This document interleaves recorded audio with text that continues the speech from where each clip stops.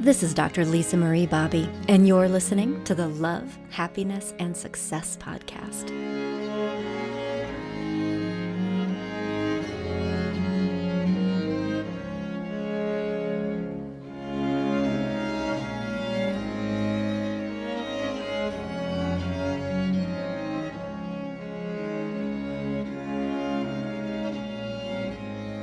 That beautiful piece of music is from Carlo Farina's Capriccio Stravagante. Farina was an Italian composer of the early Baroque era, and he did some really gorgeous things, but that is one of my favorites. And I found that version on a really neat album called Celestial Christmas. I recently stumbled upon it, but it's actually been out since the 1980s, and it has a lot of good stuff. So I am going to be linking to the entire album on this post for the podcast, which you can find at growingself.com if you're interested in tracking that down. And so welcome to the Love, Happiness, and Success podcast. I'm glad you're here with me. If you're a regular listener, thank you for going on this journey with me. I appreciate your support, and I'm glad that you're here. And if you're a new listener, welcome. This podcast is all about helping you have a better life, helping you love yourself, love other people, and do good things in the world. And I'm just so glad that you found this. If you enjoy the podcast today, if you find things that you like, I would be honored if you would consider writing a review for this podcast on iTunes. It's the only way that people find it, is just stumbling across it. And I'm glad that you did so today. And if you like it, pay it forward and write a review, and that will help somebody else find it in the future. So thank you. Also, if this is your first time listening, I should probably introduce myself. I don't think I've done that in a while. I'm Lisa Marie Bobby. I am trained as a psychologist. I am a licensed marriage and family therapist, and I'm also a board certified life coach. And I'm the founder and clinical director of Growing Self Counseling and Coaching. We're based in Denver, but we see people all over the world at this point through online video. So we're not location dependent. And I started doing this podcast a while ago because I love it. I love this career, and it's personally meaningful to me to be able to feel like I can do good things in the world. And so this podcast is my way of doing that, just throwing little bottles out into the ocean in hopes that they might find you in your time of need. So anyway, thank you for being here. And thank you for being here with me today. I feel like today is going to be a special day for us, a special day for the podcast, because it's going to be released at what I think is a really interesting time of year, psychologically and emotionally for all of us. This podcast is being published in the time between Christmas or Hanukkah and the New Year. And this last week of the year, in my opinion, is very special. It's like a little pause, rest between the old year and the new. We've all been frenetically running around for the holidays, depending on your belief system, but I think it's hard not to get caught up in the energy of the holidays, even if it's not a spiritual experience for you. And all this energy, and then it's everybody takes a little break until the new year comes. And so it's a neat time of year because it gives us an opportunity to think and reflect on, okay, what was this last year like for us? What did we like? What did we not like? What did we learn? But also, what do we want to be in the future? And not necessarily just what we want, although goals are important, but who do we want to be? And I think that this is just such a deep time, a nice opportunity, a time almost when personal magic is possible. And I'll just tell you, so like most life coaches in years past at this time of year, I've been pumping out information to try to help you set goals and make your resolutions and get what you want and more love, happiness, and success and all that. And I think it's wonderful to try to achieve your goals and manifest positive things in your life. And I'm going to help you do that. Next time, I'll be back in touch with all this. But today, I want to take you just on a little journey with me into the realm of possibility and just consider what could happen, what you might be able to create in the world around you by focusing on what you might be able to create in the lives of other people. And I hope that as we talk about these things together, it helps you just think about your opportunities and ways that you might be able to make good things happen, not just for yourself, but in the world around you. So I am going to be telling you a story today. And this is a little bit of a stretch for me because I don't often talk about or even write about matters that are personal for me, and certainly not anything that's spiritual in nature, because in counseling school, it was drilled into me that I must never impose my personal belief system on other people, lest it inhibit someone or sway someone else from their own truth. I really believe that my role is to understand, not to be understood. And so, just for the record, we're going to be talking about some spiritual things today, but in my practice and in my work, we practice evidence-based forms of counseling and coaching. So strategies that have a lot of research around them and have been shown to be the most effective ways of helping people. And I don't necessarily know if that's true for spiritual counselors. That's not what we do. And I'm always a little suspicious of that. While I think that people are well-intentioned, I always worry a little bit that it might be more about someone else's belief system than it is about their clients. So I just want to put that out there and also say that we work with everyone, and also in my belief system, some of the people closest to me in the world are atheists, Jewish, Wiccans, Muslims. It's all good. So I'm going to be talking a little bit about me today, and I'm going to be telling you a story, but I just want to make all those disclaimers that this isn't about the belief system as much as it is about the opportunity that we all have when we can just get connected with, I think, the right thing to do. I don't know about you, if you have ever had this experience before, but when I pay really close attention and in these quiet times like the one that we're in now together, I become aware of impulses, feelings that seem to nudge me in one direction or another. And when I obey those, it works out really well. And when I especially stop trying so hard to control things and make what I want to happen and just get out of the way, doors open. Amazing coincidences occur and neat opportunities are delivered to my doorstep personally.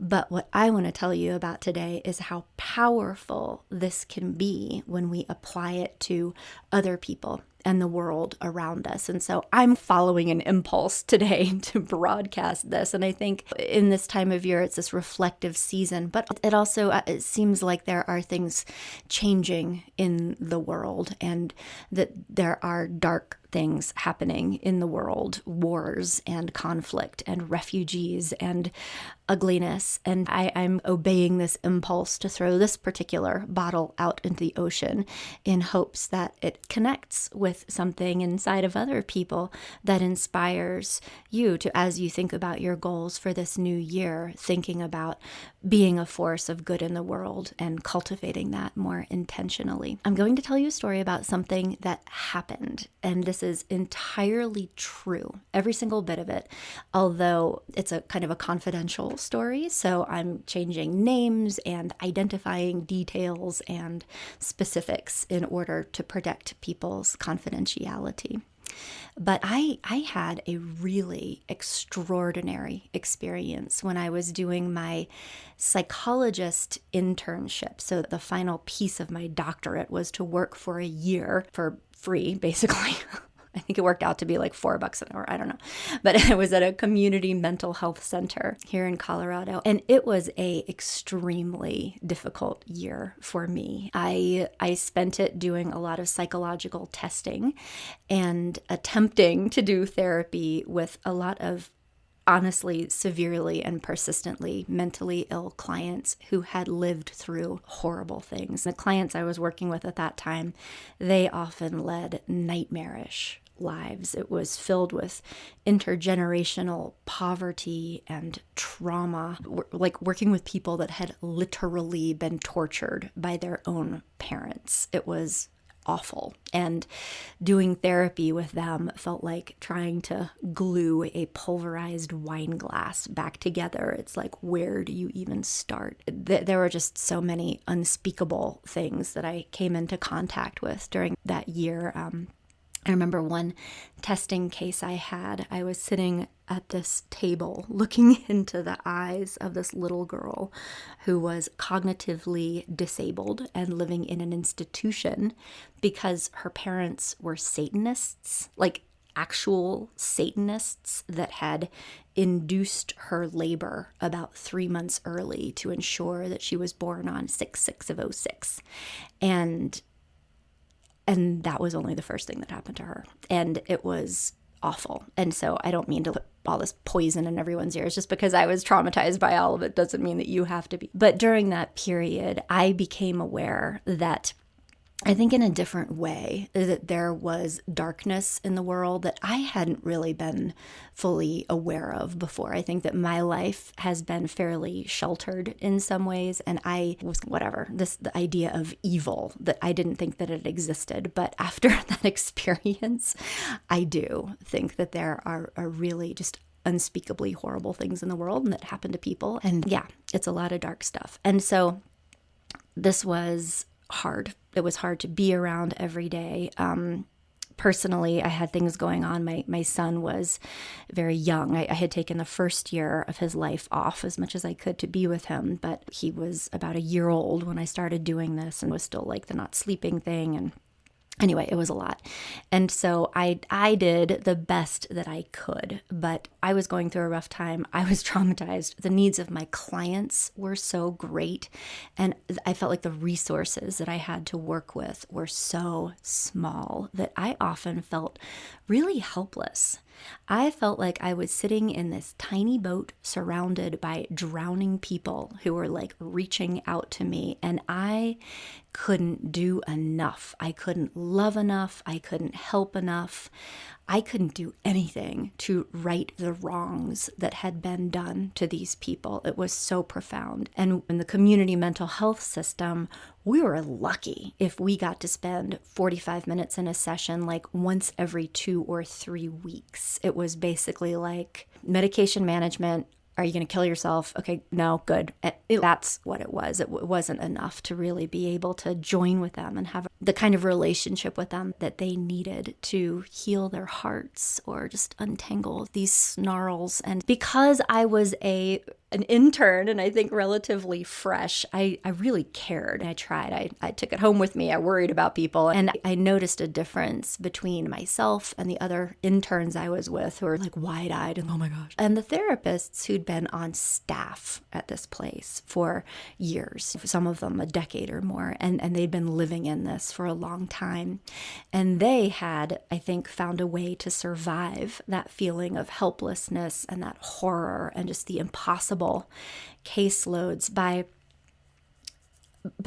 hardening their hearts to the clients and being judgmental about them and their lives and their, quote, choices. And that was hard for me too, because I found some of the people that I worked with to be pretty judgmental. And I also met saints on earth. There are people that have dedicated their lives to helping people who need help more than anyone you've ever met before, and they are doing a wonderful job. But I think that darkness did start to grow in some of the helpers too, and there were people that could be very callous towards their clients. And again, I don't blame them. I'm sure that if I had spent more time in that environment, I might have been broken in that way too. And anyway, but this was a year-long internship, and about halfway through it, I was just simmering in this like persistent state of anxiety and exhaustion and trauma. And then one of my favorite clients that I was able to develop a bond with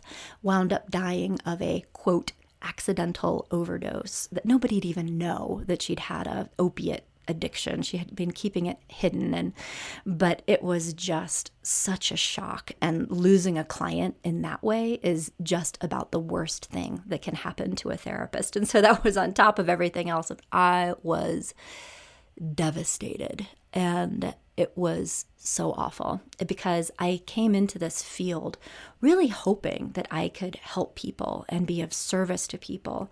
But after that client died, I just abandoned this illusion that I personally had any power or control over the healing of other people.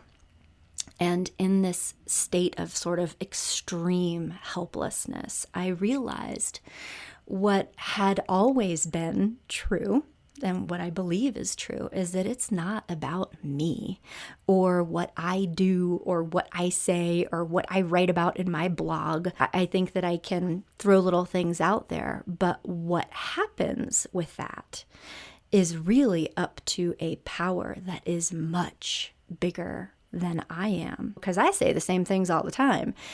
And sometimes it falls on, parched ground and it doesn't do anything.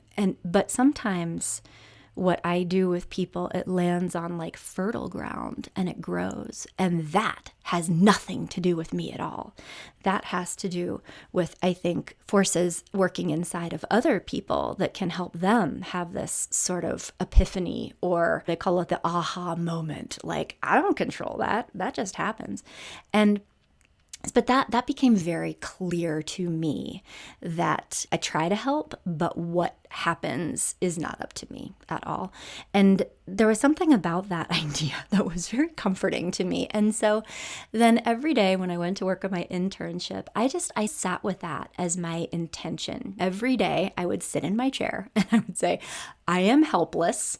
I don't know what I'm doing. I can't save these people. I can't do anything at all.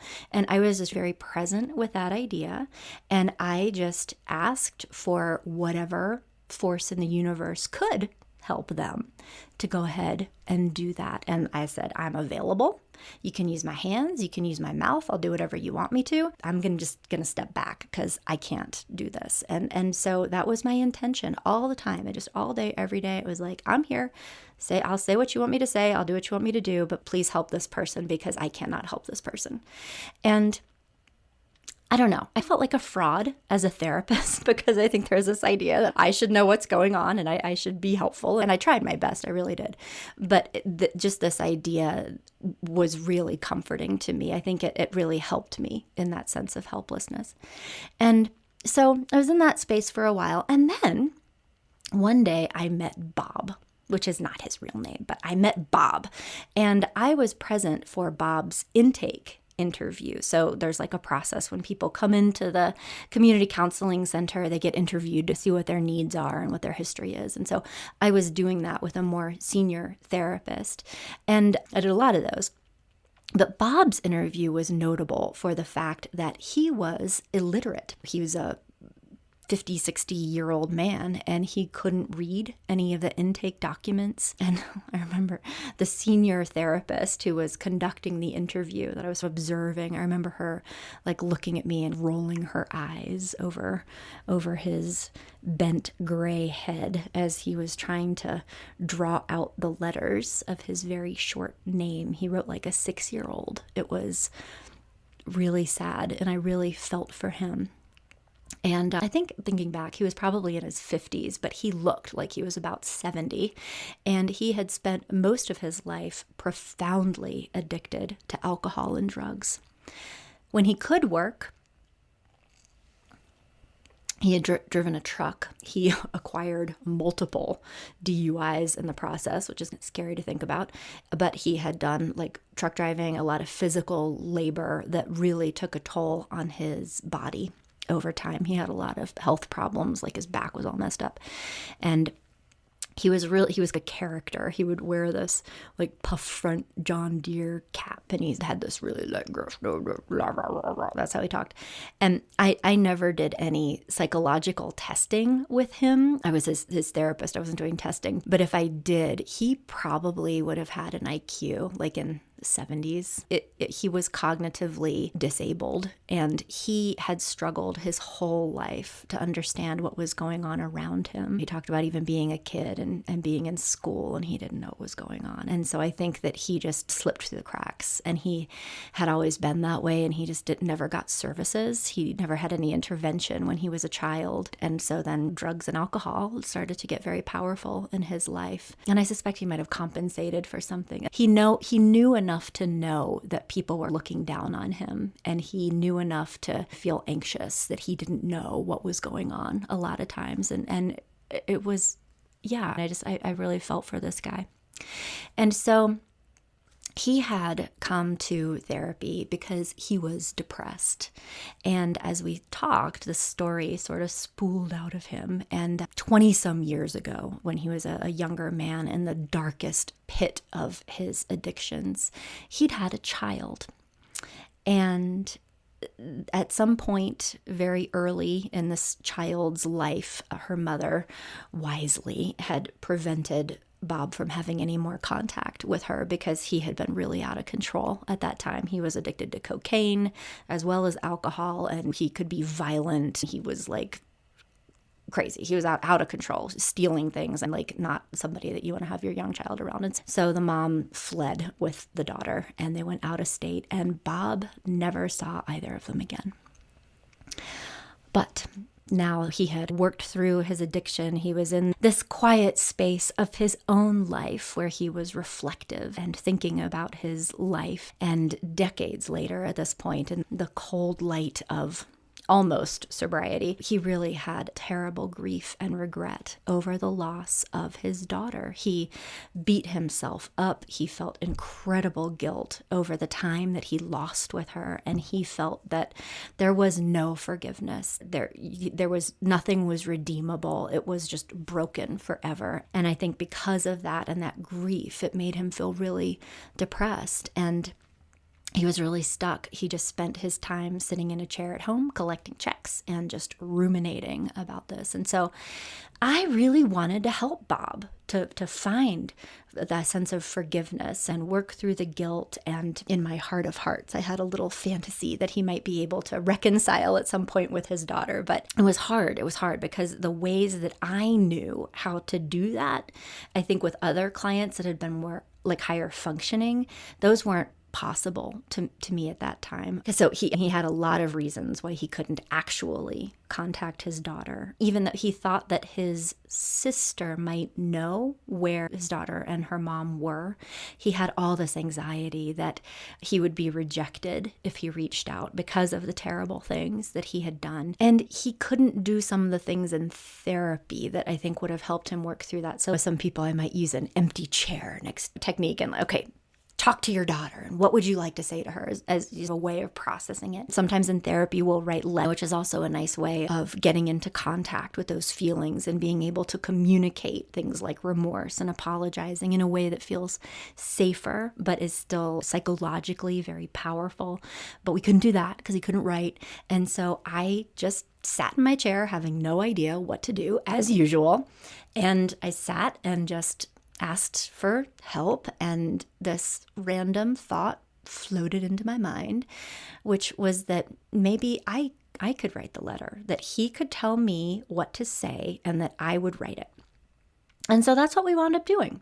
We spent several sessions working on this letter. Bob provided all the words, and I wrote everything down verbatim. I had this yellow pad, and I would just sit there and write it all down. He told his daughter about the mistakes he'd made and how sorry he was.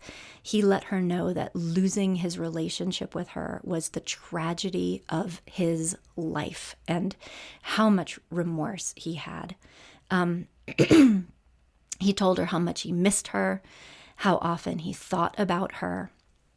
And he told her how much he cherished the few memories he had of her. He had just a couple pictures of her. He looked at them all the time. And he told her that he'd wished that he'd been the kind of father that she deserved. And he just sat in his chair and he said all this stuff out loud. And I just listened and I wrote it all, many pages worth. And then we kind of got to a stopping point, but we never finished the letter. As we were doing it, I think that it was almost like this infected abscess of guilt. It was draining. It had been powering his depression. And I think that he started to feel better. And I'd ask him if he wanted to work on the letter anymore. And he'd be like, no. And he started missing his appointments. He started showing up less often. And I think he felt better. I think on some level, he might have been worried that I would pressure him to send the letter at some point. He didn't want to do that. And so, the unfinished letter stayed safe in my drawer. I would have a drawer where I'd keep the stuff that my clients were working on with me. And he started missing appointments, and he'd show up and he'd talk about being annoyed with his neighbor, just garden variety things. And I had a lot of other stuff going on. I was busy and I was trying to manage all these clients and all these testing cases and blah, being a mom and trying to have a life, which wasn't actually happening at that point. And so I didn't think that much of it when he missed his very last appointment with me, which was a week or two before my internship ended. And then here's the weird part. So I had this like big drawer of stuff that I had from all my clients. And this isn't notes. It was like drawings that we made or like little charts or like Bob's letter. And so at the end of internship, that's a hard stop. And so I was going through things and I was shredding stuff. And but then I found Bob's letter, and I had this other little impulse that to this day, I do not know where it came from, but this little voice was like, you should send that to him. And I don't know why. I had 1,000 other things to do and deadlines and all this stuff, but I put it in the mail. I addressed it, I stamped it, stuck it in the mail, and then I forgot about it. And on the very last day of my internship, I was in my office. I was cleaning everything out. I had my 20-pound binder with all my notes from assessment seminar and hundreds of pages of psychological reports that I'd written, and dirty toys mangled by hyperactive preschoolers, and my wrecked DSM, which was bound together with aqua duct tape at that point, but just all the carnage. And somewhere in the middle of that, my phone rang. And this woman said, is this Lisa Bobby? And I said, yeah. And I was like messing around with stuff in my desk drawer, not really paying attention. And then she said, this is Bob's sister. We got your letter yesterday. And she was very emotional. I could hear the shaking in her voice. And so I stopped what I was doing. And I wasn't really sure what to say because I was very confused. I didn't know why she had gotten the letter that I sent to him. I didn't have a release to talk to her. I couldn't say whether I was even his therapist, although apparently she knew that. And she went on and she said that Bob had died the week before. He had a health condition that no one knew about, and it killed him. And she told me that his funeral was that day, the day of our conversation, and that the whole family had came into town yesterday, including his ex-wife and his daughter. And the day that they arrived, my letter was in the mailbox waiting for them.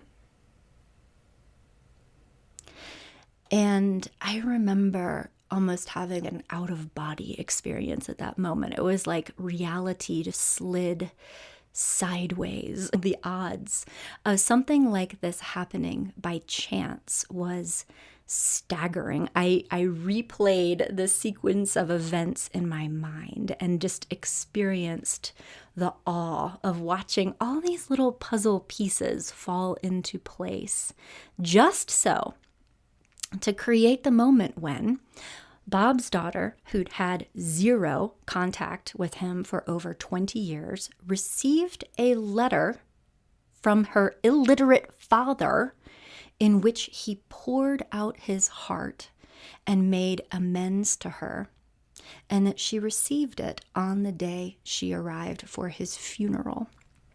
And it was like the solid cover of objective reality had been peeled away just enough for me to see the truth.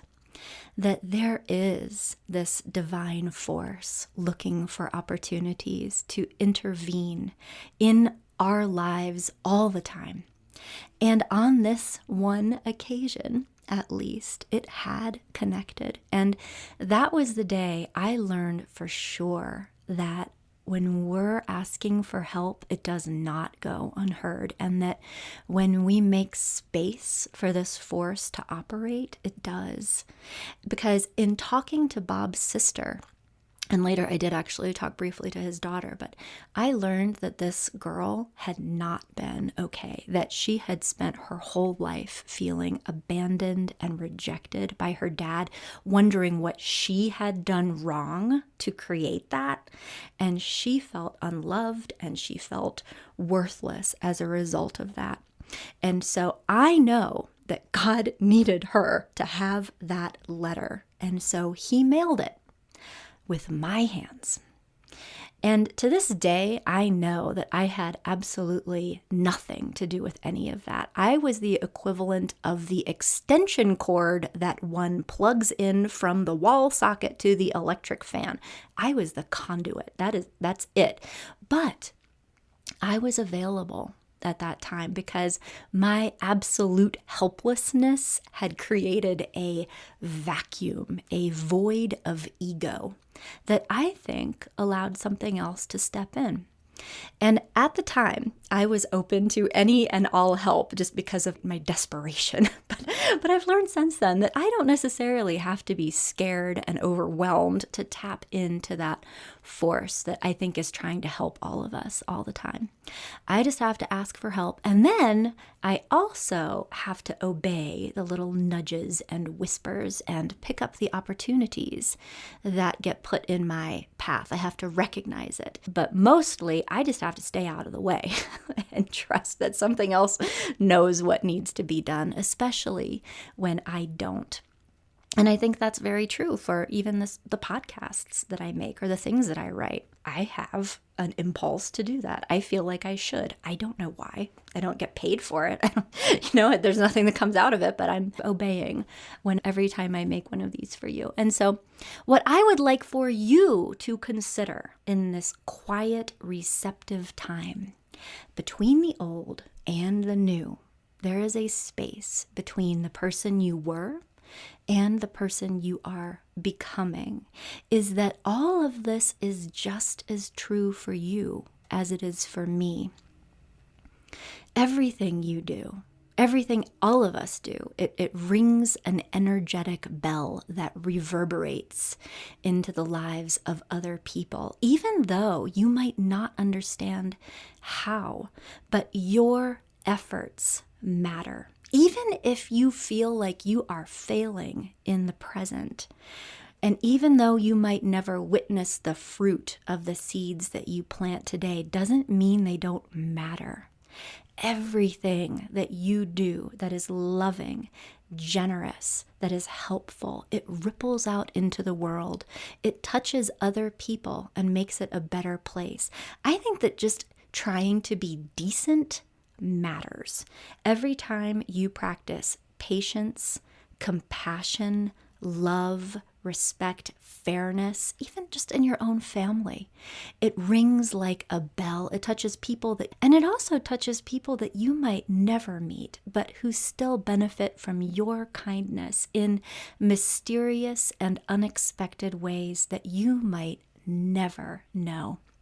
So as you think about what you want this next year to be like for you, think about how you can find opportunities to be fair, to be kind, to be merciful, and that every day is a new chance for you to be this dynamic center of love that touches other people. And pay attention to those little impulses, those little whispers that are so easy to override and ignore, especially when we get busy. And I think that's sometimes the biggest obstacle to paying attention is when we feel like we don't have time. Pay attention to it and try to obey it when you are aware of it. And remember that the world is already a better place because of your efforts. So that's my magical story. I hope that it helps you just think about intentionally being a force of good in the world and to say yes, whatever nudges and whispers and sparkles of goodness are trying to work their way into the world through you this coming year, and just see what happens. All right, over and out. Talk to you next time.